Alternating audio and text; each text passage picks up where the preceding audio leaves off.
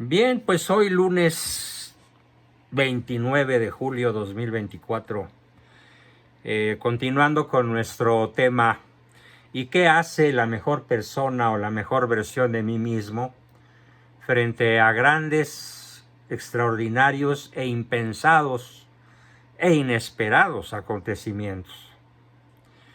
Muy pocas personas se han dado cuenta de hacia dónde nos lleva la corriente globalista. La corriente globalista, les voy a contar el final de la novela y luego analizamos los capítulos, porque no pretendo hacerla de emoción, sino de una vez abrir en la mente de todos el conocimiento de una verdad, ahora sí, apocalíptica. Los globalistas preparan la venida del anticristo. Los globalistas no dan paso sin guarache.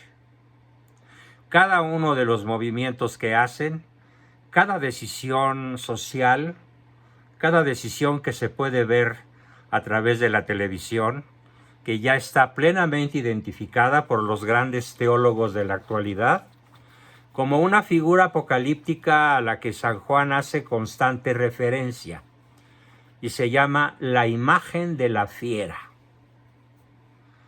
Y dice que Cristo vendrá con gran poder y majestad a juzgar y vivos y muertos, cuando la imagen de la fiera pueda ser vista simultáneamente en todo el planeta. Y ya estamos en un momento en el cual simultáneamente todos los televidentes de la Tierra pueden ser conectados a la vez, viendo acontecimientos de clase mundial, como lo son, por ejemplo, los grandes eventos deportivos, que son los campeonatos mundiales de fútbol, que están a 2 años de distancia, y desde luego las Olimpiadas, que están vigentes. Yo invito a todos a hacer una especie de boicot para no contribuir a esta preparación en el camino empedrado y lleno de rosas que los globalistas preparan para la venida del anticristo. Y es no ver los Juegos Olímpicos, sabotearlos, boicotearlos. Además de que nuestros atletas están haciendo el ridículo más espantoso de su historia. Salvo las tiradoras con arco, que ya ganaron una medalla de bronce, todos los demás están siendo sistemáticamente descalificados. Es más, el fútbol nacional, que es el deporte por excelencia de este país, ni siquiera llegó. Fue eliminado en las eliminatorias por un país centroamericano, de esos que tienen un fútbol de segunda división. ¿Por qué? Porque pues nuestros futbolistas no se la tomaron en serio. Volviendo al punto. Para todos aquellos que sugieren, están muchos periodistas, incluso periodistas que tienen una aureola de seriedad, como Ciro Gómez Leiva, por mencionar a uno, y este otro de Televisa, que se me escapa siempre su nombre. Yo creo que lo tengo intelectualmente o emocionalmente reprimido. Javier Alatorre. No, de Televisa, es de Televisión Azteca, de Taravisión Azteca. Estoy hablando del otro, de López Dóriga. Me iluminó el Espíritu Santo. Incluso ellos no toman un partido claro. No son contundentes en sus juicios. Ni hombres ni mujeres. Nadie se atreve a tomar una posición contundente, definitiva, condenatoria ante lo que estamos viendo y viviendo. Y ellos dicen que lo que pasa es que no estamos educados en historia del arte. Y nos alegan que la obra de La Última Cena fue finalizada en 1498 por Leonardo da Vinci, lo cual es verdad. Pero que la obra El Festín de los Dioses, Festin de Dieu, en francés, de un pintor holandés, Van Bijlert. Bijlert fue pintada en 1635, o sea, 137 años después, como una paganización de la ya famosa obra de Da Vinci. O sea, fíjense, la obra del holandés Van Bijlert fue una paganización de la última cena de Da Vinci. Esto es, los que no saben historia del arte nos acusan a nosotros, los católicos, que nos sentimos indignados, ofendidos y enfurecidos por la parodia sacrílega que se ha hecho en los Juegos Olímpicos de París. Y nos dicen, no se trató de la última cena. Se trató de una obra de Bijlert que se llama Le Festin de Dieu y que fue pintada mucho tiempo después. Sí, pero lo que ellos no nos dicen, ni López Dóriga, ni Alatorre, ni el otro Ciro Gómez Leiva, ni ningún noticiero nos va a aclarar jamás, y ustedes lo verán, que sí es una afrenta al catolicismo, porque ya la obra, El Festín de los Dioses, estaba considerada desde la época en que fue pintada como una afrenta a la fe católica. Entonces, suponiendo que la representación de los Juegos Olímpicos sea una representación de la obra de Van Bijlert, de todas formas, lo que nos ocultan o lo que ellos no saben es que se basa en una obra irreverente, sacrílega y contraria a la fe católica, terminada en 1635. ¿De qué se trata esta famosa obra? Ese es un festín de Dionisio. El Dionisio es el dios de la lujuria, de la borrachera, de la comilonga. Por eso una fiesta dionisiaca es una fiesta donde abunda ahora la droga, el alcohol, el sexo, la promiscuidad, la violencia. Es una fiesta tipo narca. Sus fiestas son dionisiacas.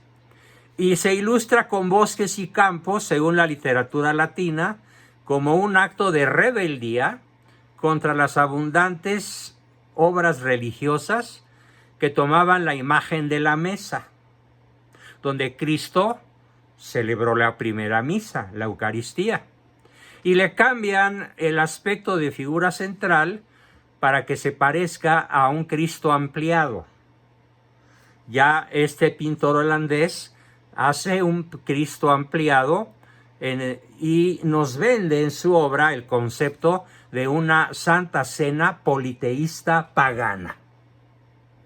Pero esto no lo hizo en París el Comité Olímpico, lo hizo en el siglo XVII, este pintor protestante del género realista, porque está muy bien pintada, muy precisa, con muchos detalles y con un excelente dominio del color, del fondo, de la luz, etc. Sí, un pintor de primerísima línea, pero que hace una obra blasfema. Él es el que hace la parodia de la Última Cena. Entonces, cuando ahora los que defienden a la parodia de los Juegos Olímpicos, diciendo que los católicos estamos exagerando, ignoran un hecho histórico de la historia del arte, que a mí me encanta tener la oportunidad de explicarles a ustedes, porque aunque yo no puedo presumir de ser un buen pintor, más que algunos dibujillos por ahí que hacía yo en la prepa, de todas maneras la historia del arte siempre me ha apasionado. Entonces, buscando yo en la red y en mis archivos, encontré esta joya. La primera obra irreverente contra la Última Cena es la obra del holandés, y la obra de los Juegos Olímpicos, la representación del viernes pasado, se basa en la obra del holandés, que ya de por sí es una obra sacrílega, irreverente, y que fue considerada en su época como una afrenta al catolicismo. ¿Quedó clara mi explicación? ¿Quién lo sabía? ¿Nada? Entonces cuando les digan, ay, no sean espantados, no sean mochos, no es la última cena, digan, en efecto, no es la última cena.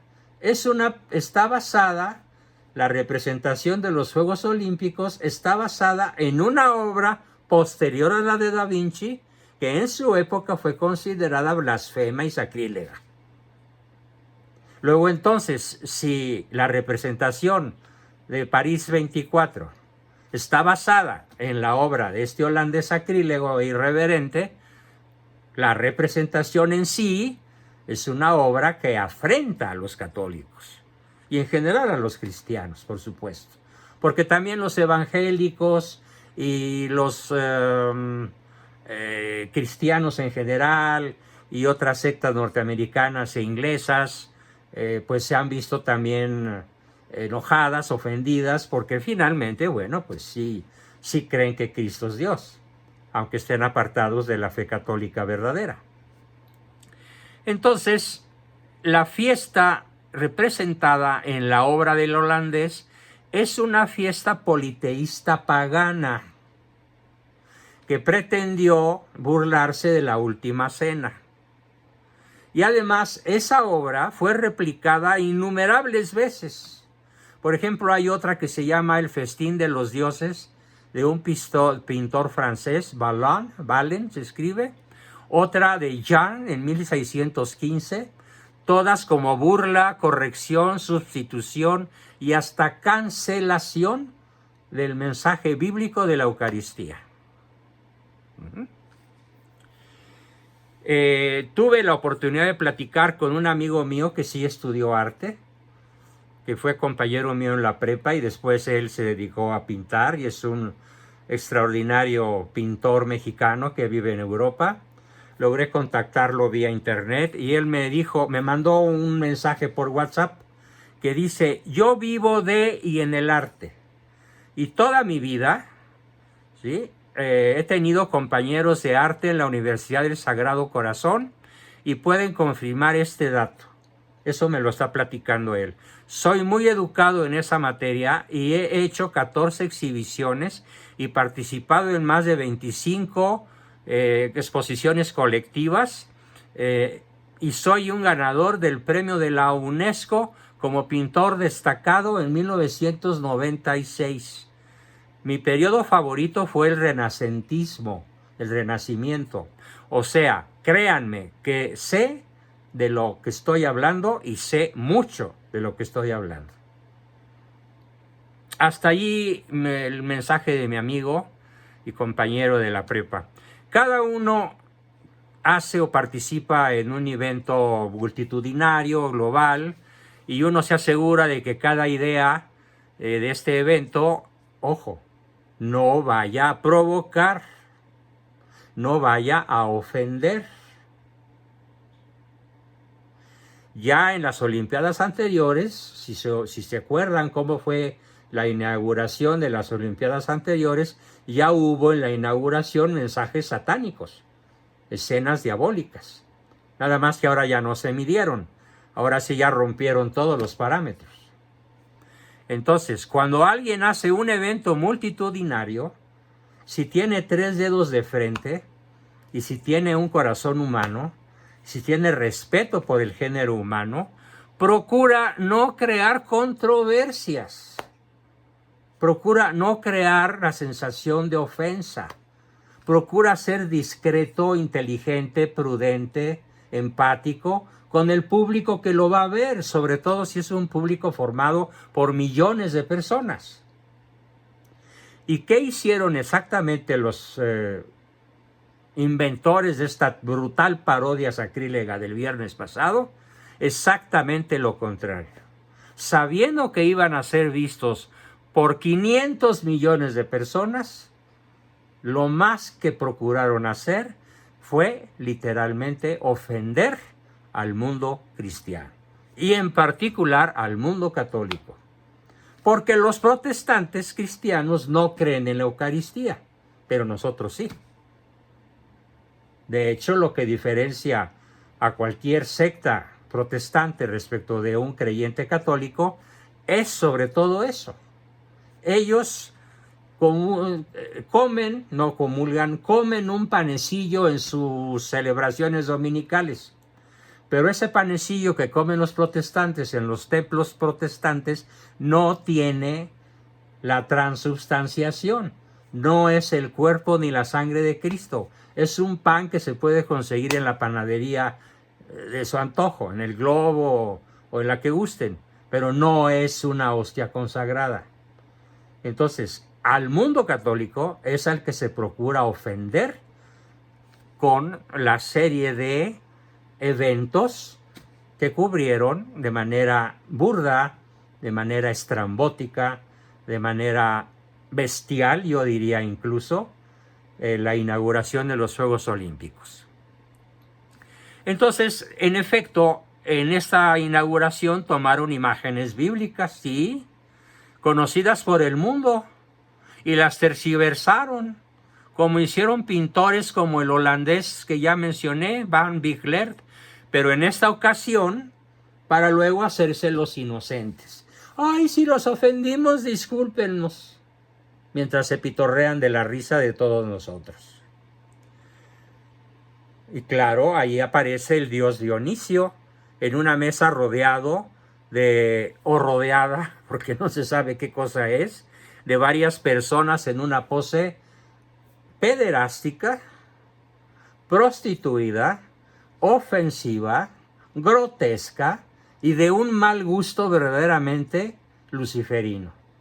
Incluso yo observé con mucho detalle un video posterior, porque no quise verla en vivo, donde a uno de los bailarines, por así decirlo, no sé si hombre o mujer, en plena danza, ¡pum!, se le bota una hernia. Imagínense lo que uno siente cuando ve que a alguien se le sale una hernia y chico globote, ¿no?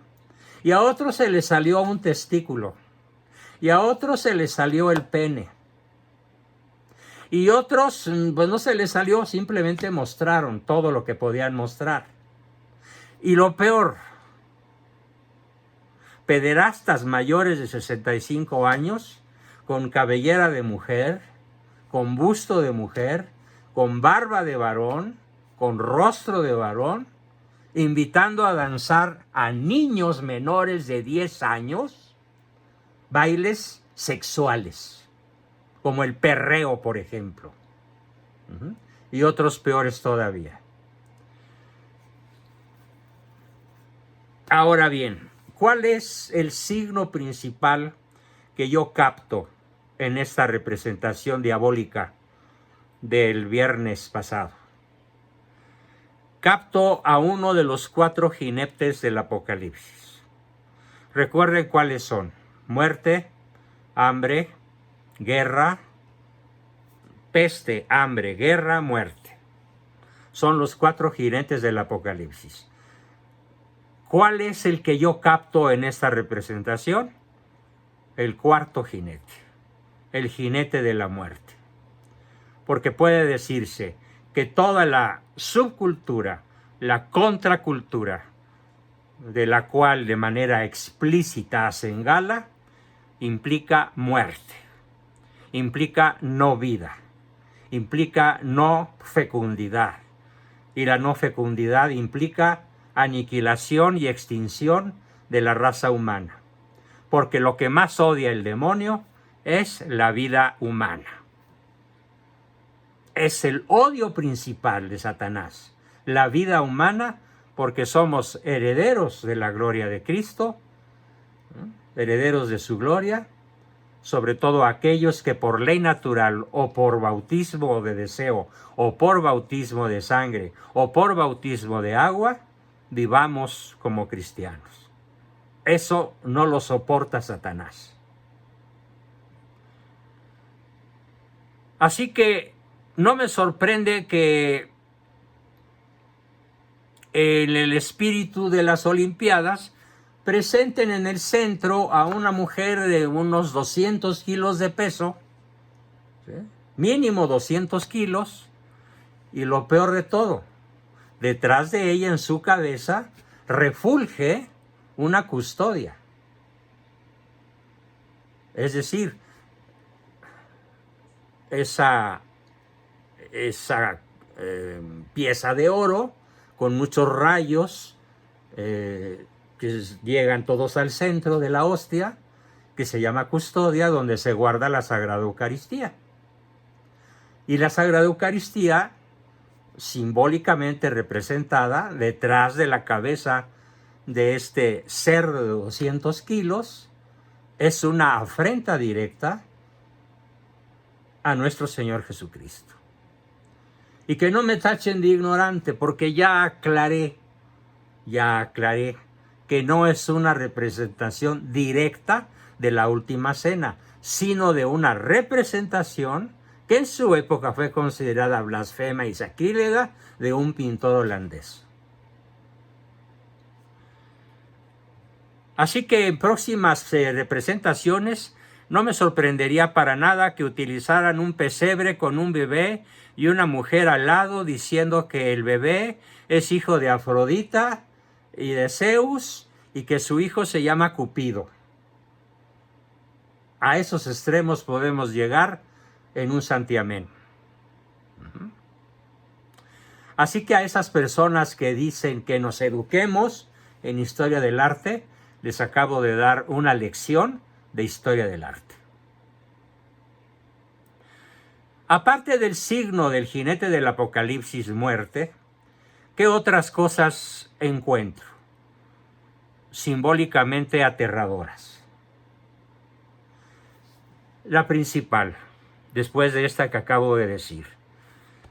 El signo más apocalíptico, aparte de todo lo que ya expliqué, va a consistir en un doble error.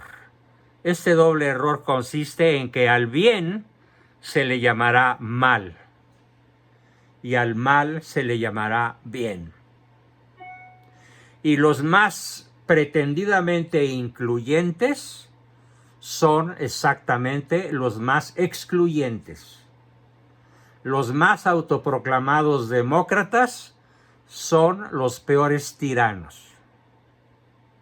Intentan desviar la atención del público hacia cuestiones meramente de poder, de dinero, de fama, de honores, de placeres, y arrancarnos de la intención de la lucha por el espíritu, de la lucha por salvar nuestra alma. Otro signo brutalmente profundo que encuentro es como al deporte se le procura manchar. El olímpico, el deporte olímpico, Altius, Sitius, Fortius, como lo inventó el barón Pierre de Coubertin, más alto, más rápido, más fuerte. Eso significan los aros olímpicos. Más alto, más fuerte, más rápido. ¿Qué tiene que ver esta representación grotesca para celebrar los juegos en donde se reta a cada participante a ser más rápido, más alto, más fuerte? Nada, absolutamente nada. Y se aprovecha la oportunidad para tacharnos de retrógrados, de poco adaptables, de nada flexibles, de ignorantes, de fanáticos, de anticuados,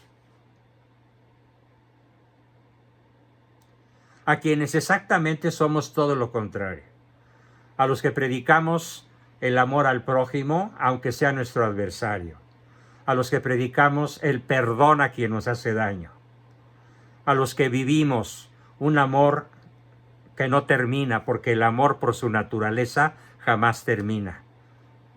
En cualquiera de sus naturalezas, el filial, el fraternal, el conyugal, una vez que el amor empieza, nunca acaba. ¿Y cuánto duran las relaciones de los pederastas? El que sigue. ¿Cuánto duran las relaciones gay? El que sigue. ¿Cuánto duran las relaciones lésbicas? La que sigue. El promedio de encuentros sexuales de todos estos grupos LGTBI es de 52 encuentros sexuales por año, según la Organización Mundial de la Salud. 52 encuentros sexuales por año, independientemente de que pueda tenerse una pareja relativamente estable, que no va más allá de 4, 5 o 6 años, si bien les va. En el mundo LGTBI, la promiscuidad, la pederastia, el animalismo, la orgía, etcétera, y todas las aberraciones sexuales posibles tienen cabida y son consideradas como signo de liberación, como signo de pensamiento avanzado, como señal de cultura, como señal, y aquí viene una palabra que me da mucha risa, de diversidad, ¿sí? Cuando se le pregunta al presidente de Francia, Emmanuel Macron, ¿cómo fue posible que usted facilitara y aplaudiera esta inauguración tan grotesca? Dijo, no fue grotesca. Esa es Francia. Y lo escribió en inglés. This is France. Y además es una aportación a la diversidad. Hoy vivimos en un planeta diverso y todos aquellos que no comulguen con la diversidad están siendo marginados por el proceso de la máquina que nunca se detiene de la historia. Pues los que van a quedar marginados para siempre de la dicha eterna de su creador son ellos. Ah, no, pero los malos somos nosotros. Los perversos, los estúpidos, los antisociales, los fanáticos, los decadentes somos nosotros, los católicos ofendidos.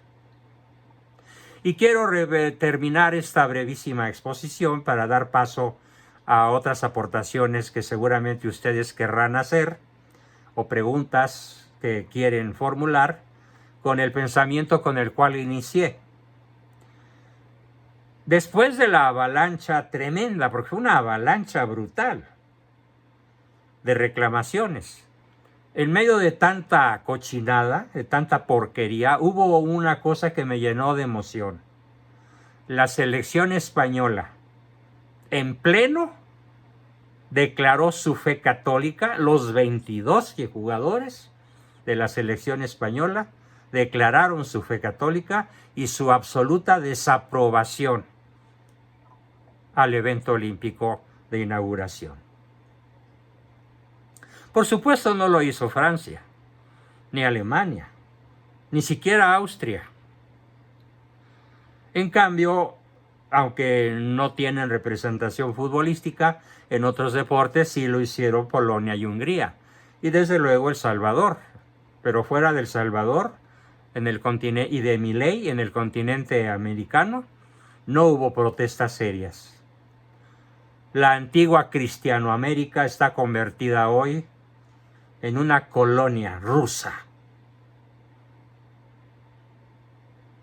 en una colonia yanqui, pero no de los yanquis patriotas republicanos, sino de los yanquis de Kamala Harris, que bueno, hay que reconocerle a la Kamala Harris que tampoco aplaudió el asunto y dijo cuando menos que era algo de muy mal gusto.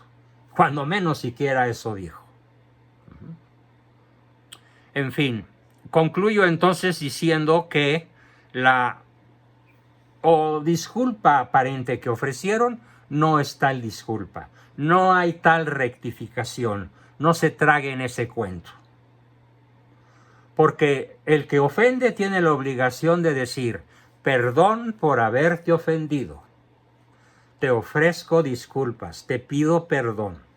Y no como salió una tipa por ahí cuyo nombre prefiero no recordar, diciendo, ay, si los ofendimos, si se molestaron, discúlpennos. Pero con un sí condicional. Es como si después de una afrenta muy agresiva de mi parte a alguno de ustedes, ¿sí?, les dijera, ay, es que si te ofendí, discúlpame. No, sí te ofendí. Y como te ofendí, discúlpame y perdóname. No se ha producido ninguna declaración de rectificación que tenga ningún viso de seriedad. Bien, con esto termino mi exposición. Hoy ha sido un mal día para su servidor. He estado sumamente afectado por esto, pero lo que más me afectó en la tarde, bueno, a partir de las 10 u 11 de la mañana, fue la tragedia de Venezuela. Los invito a participar sobre este tema el viernes en nuestro taller de historia, que se va a llamar Cuando veas las barbas de tu vecino cortar, pon las tuyas a remojar, porque México va para allá. De la mano de la peor persona que pudo habernos tocado, Claudia Sheinbaum. Muchísimo peor que el bulto de Palacio. En fin, con esto terminamos. ¿Quién quiere comenzar? Adelante, por favor. Jorge, tú decías que tenías por ahí